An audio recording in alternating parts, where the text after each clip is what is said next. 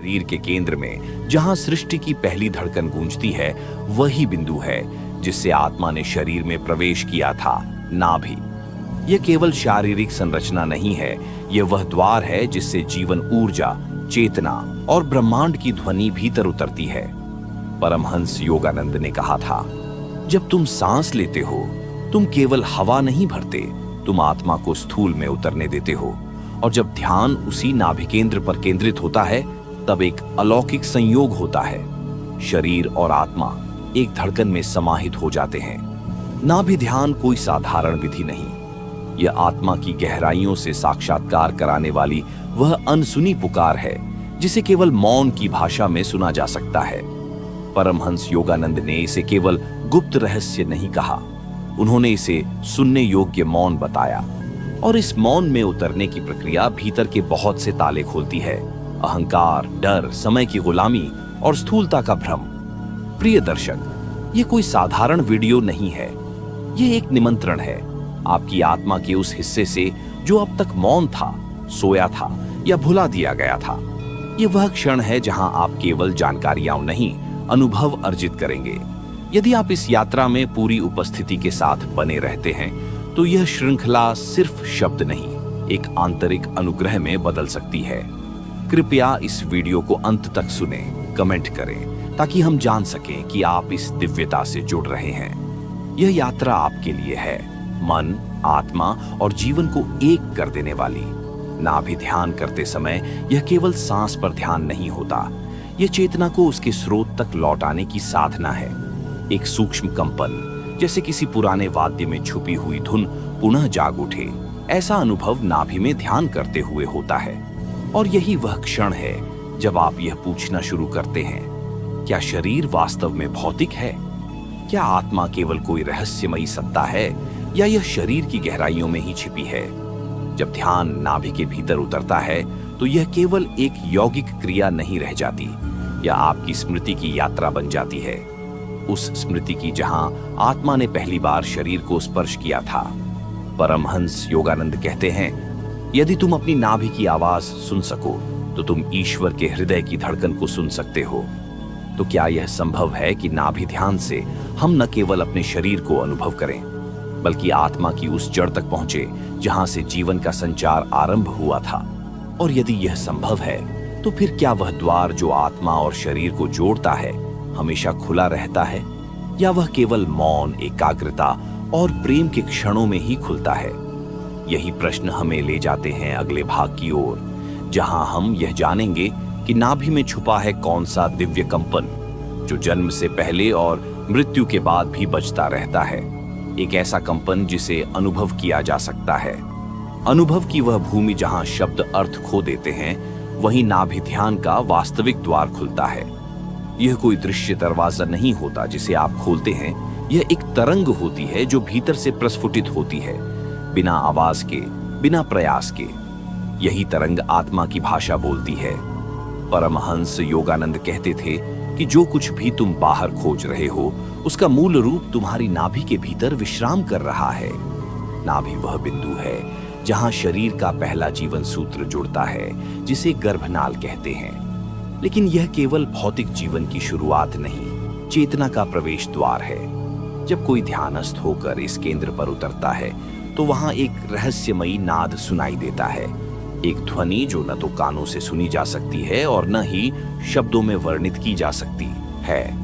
वह ध्वनि नहीं, एक स्मृति होती है, आत्मा की स्मृति। क्या आपने कभी ध्यान से यह सोचा है कि जब आप जीवन में बहुत शांत होते हैं, न कोई विचार, न कोई चिंता, तब आपको क्यों लगता है कि आप अपने भीतर जा रहे हैं? क्यों नहीं ऊपर या बाहर? क्योंकि भीतर जाना ही वापसी है, और इस वापसी का सबसे शुद्ध प्रवेश बिंदु है नाभि। यही कारण है कि प्राचीन योग परंपराओं में इसे मणिपूरक चक्र कहा गया, मन की पूरी ऊर्जा का केंद्र। लेकिन क्या केवल ऊर्जा वहां है, या कुछ और भी? क्या नाभि वह स्थान है जहां आत्मा और शरीर की पहली बातचीत हुई थी? यदि आत्मा कोई निराकार सत्ता है, तो उसे शरीर के माध्यम से खुद को कैसे अनुभव होता होगा? क्या आत्मा को भी अपने अस्तित्व का बोध शरीर से होकर ही होता है? ये प्रश्न केवल विचार नहीं, साधना की धड़कन है। नाभि ध्यान करते समय जब व्यक्ति अपनी सांसों को वहीं केंद्रित करता है, तब वह धीरे धीरे देखता है कि शरीर कोई ठोस वस्तु नहीं, बल्कि ऊर्जा का एक कंपन है। और उस कंपन के भीतर कोई है जो सब कुछ देख रहा है, पर कोई प्रतिक्रिया नहीं देता। वह केवल साक्षी है, वही आत्मा है। परमहंस योगानंद ने कहा था, यदि तुम अपनी नाभि में एक बार उस साक्षी को पहचान लो, तो फिर संसार में कुछ भी स्थायी दुख नहीं रह जाता। पर क्या हम उस साक्षी को केवल पहचान सकते हैं, या उससे संवाद भी संभव है? क्या ध्यान इतना गहरा हो सकता है कि आत्मा और शरीर के बीच कोई द्वैत न बचे? क्या यह मिलन केवल अनुभव तक सीमित रहेगा, या फिर यह जीवन की प्रत्येक क्रिया में बहने लगेगा? इन्हीं प्रश्नों के उत्तर हमें मिलते हैं नाभि में छुपे उस दिव्य नाद के भीतर, जिसे सुनने के लिए न केवल कानों बल्कि हृदय को मौन करना पड़ता है। और जब यह मौन पूरी तरह उतर जाता है, तब तीसरा भाग प्रारंभ होता है, जहां हम जानेंगे उस मौन की भाषा को, जो केवल नाभि के भीतर ध्वनित होती है। ध्वनित होता है वह कंपन जिसे केवल वे आत्माएं पहचान पाती हैं जिन्होंने अपने भीतर एक स्थायी मौन स्थापित किया है। यह नाद कोई मंत्र नहीं, कोई गीत नहीं, बल्कि आत्मा की सांस है, जो नाभि से उठकर संपूर्ण शरीर में बहती है। परमहंस योगानंद इसे प्रथम संवाद कहते थे, जिसे आत्मा शरीर से करती है। यह संवाद बोलचाल से नहीं होता, यह स्पंदन से होता है। जब आप गहरे ध्यान में उतरते हैं और नाभि पर टिक जाते हैं, तो एक समय ऐसा आता है जब सांसें धीमी हो जाती हैं, विचार रुकने लगते हैं, और एक धीमा सूक्ष्म कंपन भीतर सुनाई देता है। वह कंपन आपको बताता नहीं, बल्कि आपको अनुभव बना देता है। वहीं से मिलन शुरू होता है। पर क्या यह मिलन केवल ध्यान में संभव है, या कोई व्यक्ति चलते फिरते भी उस मिलन की अनुभूति में रह सकता है? परमहंस योगानंद कहते थे कि ध्यान केवल शुरुआत है। जब आत्मा और शरीर एक धागे की तरह एक दूसरे में गूंथे हुए प्रतीत हों, तभी वह मिलन पूर्ण होता है। लेकिन इस मिलन में सबसे बड़ा बाधक क्या है? विचार। विचार नाभि के ऊपर जन्म लेते हैं, मस्तिष्क में। लेकिन जब आप बार बार नाभि में लौटते हैं, तो मस्तिष्क की पकड़ ढीली होने लगती है। आप देख पाते हैं कि सोचने वाला आप नहीं, बल्कि मस्तिष्क है, और जो देख रहा है वह आत्मा है। यह देखना ही क्रांति है। एक बार जब आप नाभि के पास गहराई से टिक जाते हैं, तो आपको यह अनुभव होता है कि शरीर केवल एक माध्यम है। आत्मा इसके द्वारा इस संसार को देख रही है, छू रही है, समझ रही है, लेकिन आत्मा पर कोई असर नहीं होता। वह केवल गवाह है, और यह गवाही ही वह गूढ़ रहस्य है जिसे योगानंद ने कभी सीधा नहीं कहा, बल्कि अनुभव की राह दिखाई। आप खुद सोचिए, यदि आत्मा और शरीर का मिलन पूर्ण रूप से हुआ होता, तो क्या जीवन में इतना द्वंद्व होता? कभी आप भीतर से एक चीज चाहते हैं और शरीर कुछ और कर रहा होता है। कभी आपका मन शांत रहना चाहता है, लेकिन आंखें बेचैनी से भरी होती हैं। कभी आप किसी को माफ कर चुके होते हैं, लेकिन शरीर की प्रतिक्रिया अब भी क्रोध से भरी होती है। यह विघटन है, मिलन नहीं। और जब ध्यान के द्वारा आप धीरे धीरे उस केंद्र में टिकते हैं, तो यह विघटन पिघलने लगता है। एक क्षण आता है जब आत्मा शरीर को महसूस करती है और शरीर आत्मा को पहचानता है। वहीं से शुरू होती है वह यात्रा, जहां जीवन केवल कर्म नहीं, बल्कि प्रकाश बन जाता है। प्रकाश तब उत्पन्न नहीं होता जब कोई दीप जलता है, बल्कि तब जब भीतर की अंधेरी गलियों में आप पहली बार संपूर्ण मौन से टकराते हैं। नाभि वह द्वार है जहां यह टकराव संभव होता है। परमहंस योगानंद कहते थे कि जब आत्मा स्वयं को शरीर के पार अनुभव करती है, तभी वह असली प्रकाश जन्म लेता है, जो आंखों से नहीं, अनुभूति से देखा जाता है। नाभि ध्यान का सबसे बड़ा चमत्कार यही है। यह आपको देखने से अनुभूत करने की यात्रा पर ले जाता है। क्या आपने कभी महसूस किया है कि कोई क्षण भीतर से इतना शांत हो जाता है कि आप उसमें खुद को खो देने लगते हैं? वहीं से आत्मा और शरीर के बीच के पर्दे हटते हैं। यह पर्दा विचारों का नहीं, पहचान का होता है। जो आप अपने बारे में सोचते हैं वह बहुत सीमित है, लेकिन जो नाभि ध्यान के दौरान सामने आता है वह अपरिभाष्य है। वो न कोई नाम है, न रूप, न धर्म, न सीमा। वह बस है, और उसी है में ही मैं की जगह धीरे धीरे सब आ जाता है। जब आप उस सब में उतरते हैं, तब कोई विरोध नहीं रहता। शरीर से शिकायतें नहीं रहती, मन मौन हो जाता है और आत्मा को किसी उपलब्धि की चाह नहीं रहती। यही मिलन है। पर क्या यह मिलन स्थायी हो सकता है या यह क्षणिक है? परमहंस योगानंद ने कहा था कि नाभि ध्यान से उत्पन्न हुआ मिलन यदि प्रतिदिन साधना में सींचा जाए तो यह मिलन एक दिन स्वयं को मिटा देता है। वहां न आत्मा बचती है न शरीर, केवल एक अदृश्य तरंग जो सब में व्याप्त है। क्या आप कभी यह सोचते हैं कि ध्यान केवल बैठने का अभ्यास है या यह जीवन जीने की एक विधि है? क्योंकि जब यह मिलन गहराता है तो जीवन के हर कार्य में एक विशेष स्पर्श आ जाता है। आपका भोजन, आपकी नींद, आपकी चाल, सब में एक अंतर यात्रा की गूंज होती है और वह गूंज नाभि से निकलकर शरीर के हर भाग को स्पर्श करती है। शरीर एक मंदिर बन जाता है और आत्मा उसमें आराध्य नहीं बल्कि उपस्थित देवता बन जाती है। नाभि ध्यान तब केवल साधना नहीं रह जाती, वह आपका स्वभाव बन जाती है। एक ऐसा स्वभाव जिसमें हर क्षण पवित्र है और हर सांस एक मंत्र। और यही है वह स्थिति जब शरीर और आत्मा की कोई भिन्नता नहीं रहती। वह एक ऐसी अवस्था है जहां जीवन अब प्रतिध्वनि नहीं देता बल्कि स्वयं स्वर बन जाता है।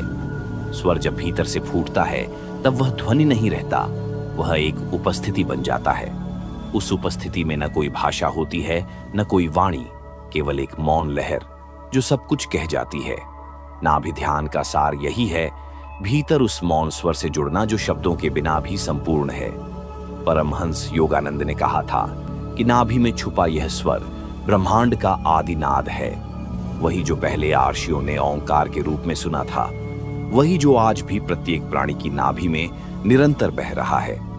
क्या आप इस अदृश्य संगीत को सुन सकते हैं या आप अभी भी बाहर के कोलाहल में उलझे हुए हैं? शरीर और आत्मा का मिलन तभी संभव है जब आप इस आंतरिक संगीत को पहचान लें। यह संगीत न कानों से सुना जाता है न मस्तिष्क से समझा जाता है, यह हृदय से महसूस होता है, लेकिन हृदय से नहीं जो धड़कता है बल्कि उस सूक्ष्म हृदय से जो आत्मा के सबसे करीब है।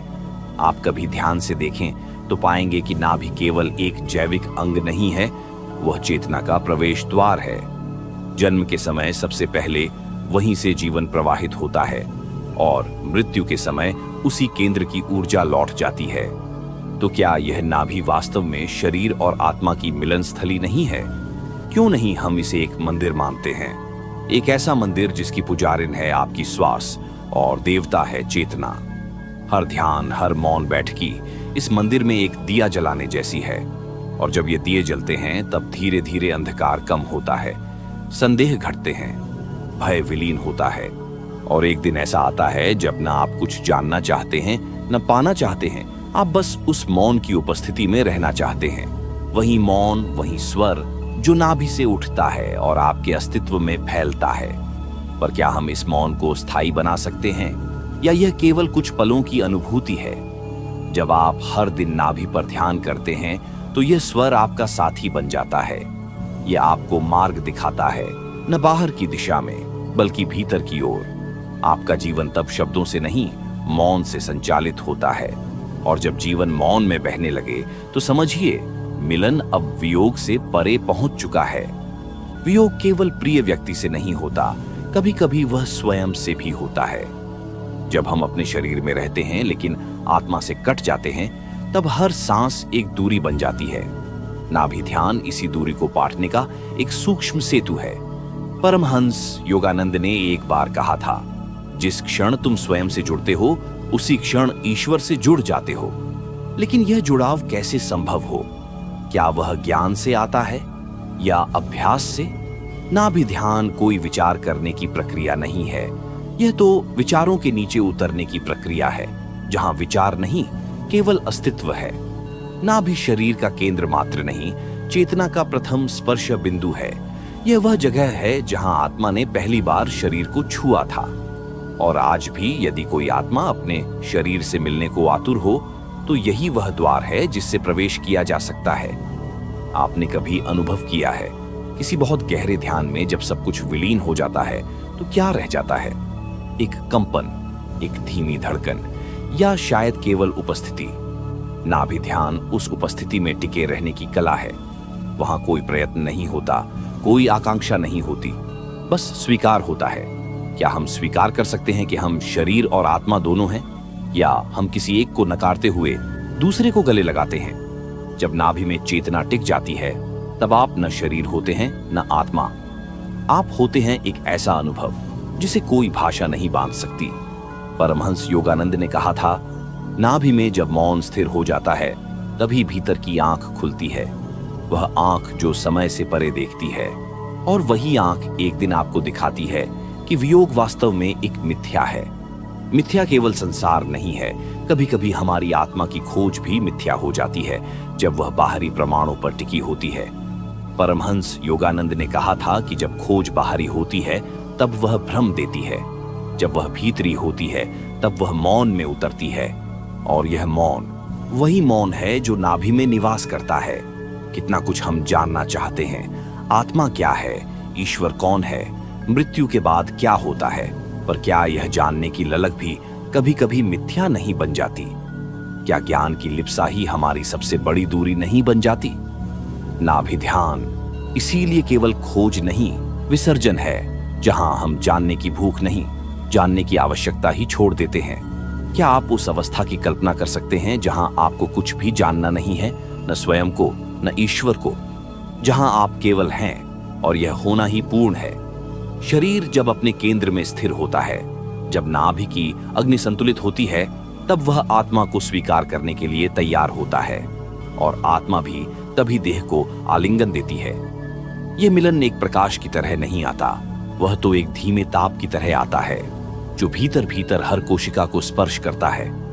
कभी आपने अनुभव किया है वह क्षण जब कोई शब्द नहीं कहा गया हो, लेकिन भीतर सब कुछ बदल गया हो? वही क्षण है आत्मा और शरीर का मिलन। वही क्षण है जब आप जान जाते हैं कि सब कुछ जो अब तक खोजा था बाहर था। बाहर जितना कुछ दिखता है वह भीतर की प्रतिछाया मात्र है। मन बार बार बाहर की ओर भागता है, संबंधों में, उपलब्धियों में, साधनाओं में, पर यह सब उस गहराई को नहीं छूता जो नाभि के भीतर सोई हुई है।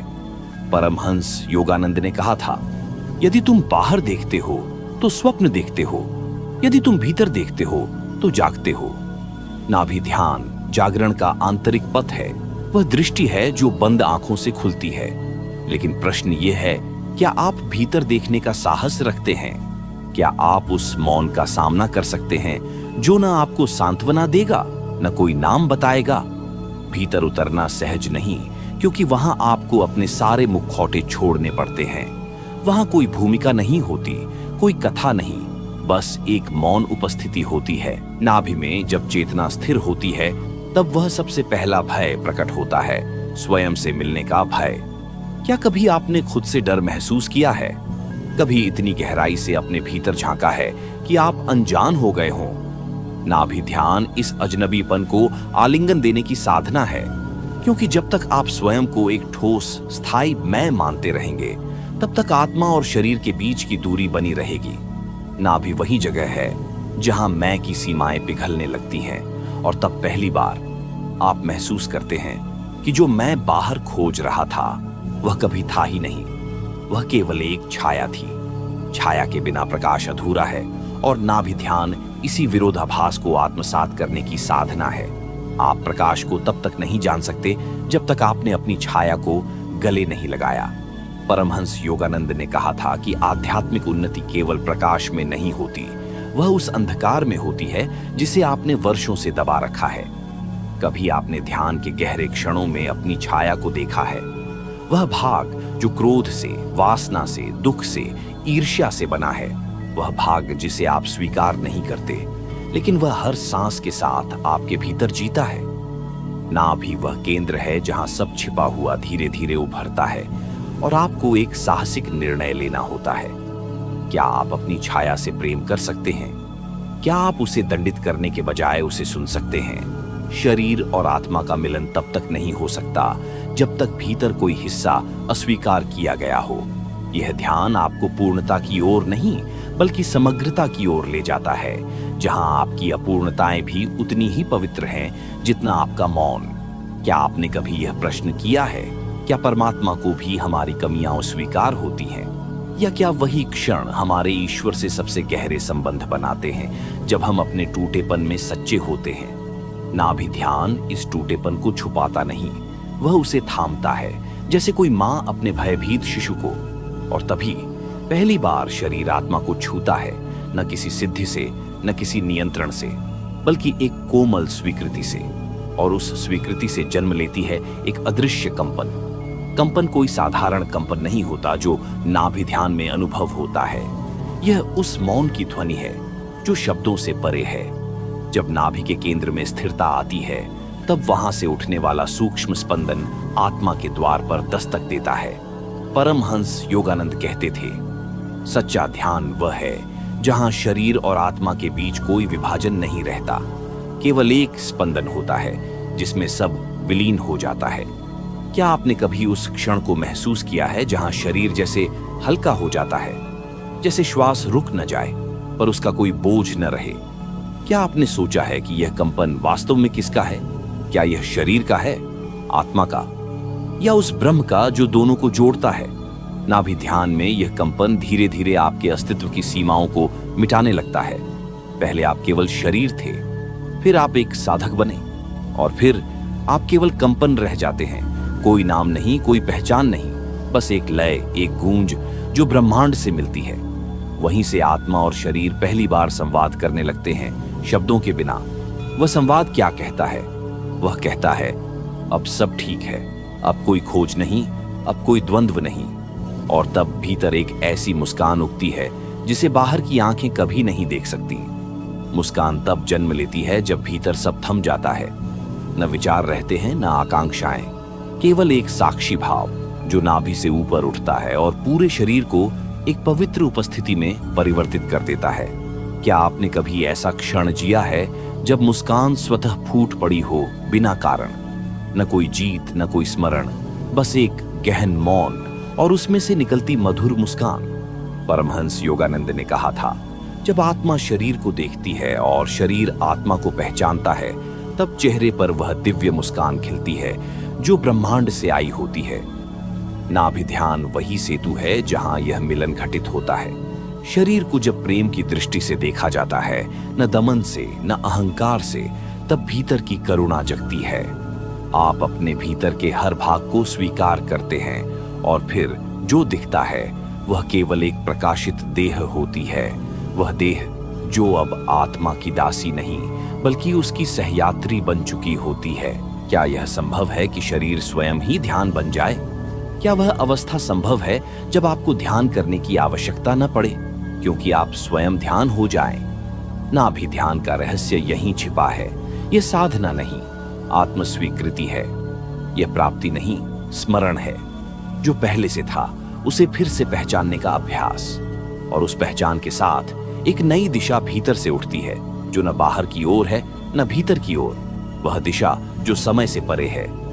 दिशा जब भीतर से उठती है, तब बाहर की सारी दिशाएं मौन हो जाती हैं। आप कहीं जाना नहीं चाहते, केवल वहीं रहना चाहते हैं जहां अभी हैं, क्योंकि वही अब सबसे पवित्र स्थल है। नाभि में जन्मी यह दिशा बताती है कि आत्मा को कहीं जाना नहीं है, उसे केवल जागना है। क्या यह संभव है कि जिस दिशा को आप वर्षों से बाहर खोजते रहे, वह वास्तव में हमेशा आपके भीतर थी? क्या आपने कभी उस आंतरिक संकेत को महसूस किया है जो किसी गुरु के शब्दों से नहीं, बल्कि आपके मौन से प्रकट होता है? परमहंस योगानंद कहते थे, जब साधक नाभि में बैठता है, वह केवल ऊर्जा नहीं जगाता, वह अपने मार्ग को पहचानने लगता है। यह मार्ग न तो धर्म से बंधा है, न ही किसी विचारधारा से। यह मार्ग केवल उस मौन की भाषा में बोलता है जो नाभि की गहराइयों से उठती है। वह मौन कहता है, अब चलो नहीं, ठहरो, अब खोजो नहीं, देखो, अब लड़ो नहीं, प्रेम करो। नाभि ध्यान के अभ्यास से जब यह आंतरिक दिशा स्पष्ट होती है, तब जीवन बदलने नहीं लगता, वह स्वयं बदल जाता है। वही रिश्ते, वही संसार, वही तन, लेकिन अब सब कुछ एक दिव्य रंग में रंगा हुआ लगता है। क्यों? क्योंकि अब जीवन की गति न बाहर से संचालित हो रही है, न भय से। अब यह गति आत्मा की मौन गति है, एक ऐसी धारा जो अंतहीन है, शांत है, लेकिन पूर्ण है। धारा वह नहीं जो बहती है बाहर की नदियों में, वह है जो भीतर की नदी बनकर चुपचाप बहती रहती है।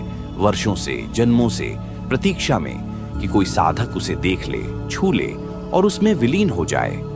जब आप नाभि में टिकते हैं और वह टिकाव स्थिरता में बदलता है, तब वही धारा धीरे धीरे पूरे शरीर में फैलने लगती है। वह रक्त नहीं, प्राण बन जाती है। वह सांस नहीं, श्वास की चेतना बन जाती है। क्या आपने कभी यह महसूस किया है कि आपके भीतर कोई और भी जी रहा है, जो आप नहीं हैं लेकिन फिर भी आपसे अधिक सच्चा है? वह जो न समय से बंधा है, न शब्दों से, जो केवल मौन में प्रकट होता है। परमहंस योगानंद ने जिन रहस्यों को पश्चिम की भूमि में प्रकट किया, उनमें नाभि ध्यान एक ऐसा गुप्त द्वार था जिसे उन्होंने अधिक प्रचारित नहीं किया, क्योंकि यह ध्यान प्रचार के लिए नहीं, प्रस्फुटन के लिए होता है। शरीर जब आत्मा को छूता है, वह क्षण ध्यान नहीं, समाधि होता है। वह क्षण जीवन नहीं, निर्मल मृत्यु होती है, जिसमें सब कुछ समाप्त नहीं होता, बल्कि सब कुछ एक हो जाता है। वह मिलन जिसमें देह आत्मा को स्पर्श करती है और आत्मा देह को प्रेम से भर देती है। वहीं होता है शरीर और आत्मा का सच्चा मिलन, न कोई द्वैत, न कोई संघर्ष। वहीं पर आप अपने अस्तित्व को पहली बार बिना नाम के अनुभव करते हैं।